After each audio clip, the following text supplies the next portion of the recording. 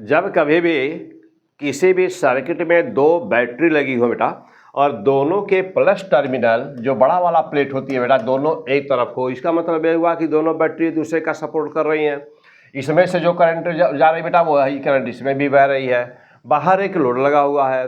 दोनों जो बैटरी है उनका इंटरनल इनका बेटा EMF दोनों का E दिया हुआ है। E1 E2 के स्थान पे दोनों बराबर है, E और E है, दोनों बराबर, E1 बराबर E2 है, यानी कि दोनों का E है बेटा।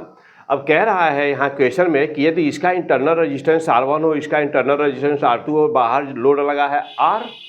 अब कह रहा बेटा इस क्वेश्चन में पूछता है, बार बार आपसे एग्जाम में कभी आया हुआ क्वेश्चन है बेटा, तो क्या पूछता है, कहता है कि determine the value of the resistance R का मान बताओ, इसका मान बताओ, जिससे कि बैटरी नंबर 1 के टर्मिनल के बीच का पोटेंशियल 0 हो, ये पूछता है। अब इसका बेटा यहाँ पर क्या करोगे, कैसे आंसर दोगे इसका।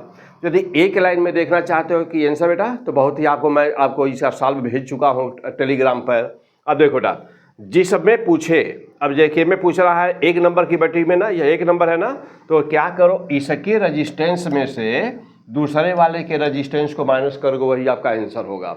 अब देखो बेटा कैसे, तो अब यहाँ आंसर क्या होगा, तो लिख दो कि R बराबर R1 माइनस R2 लिख दो बेटा, वही आपका आंसर होगा। क्यों, 1 नंबर पे V को 0 बोला है ना, कह रहा है कि यहाँ पर V का मान 0 हो, तो जिस पर 0 बोला हो उसके इंटरनल रेजिस्टेंस में से दूसरे वाले को माइनस कर दो। हो गया बेटा। जब देखो अब पूरा डिटेल इसका सॉल्व कैसे करोगे बेटा, जानते हो दोनों रेजिस्टेंस की, दोनों बैटरी किसमें है, सीरीज में, तो पूरा टोटल रेजिस्टेंस क्या हो जाएगा, R डैश बराबर R plus R1 plus R2 हो जाएगा। दोनों बैटरी दूसरे का सपोर्ट कर रही है, तो टोटल EMF 2E हो जाएगा। I का मान निकाल लिया, 2E बाई R डैश का 1 रख दिया बेटा, R plus R1 plus R2 रख दिया बेटा। अब देखो V बराबर क्या होता है, E माइनस IR, तो जानते हो बेटा कि V equal to E minus IR1। क्यों, क्योंकि पहले वाले बैटरी पर आपको टर्मिनल का पोटेंशियल डिफरेंस बताना है।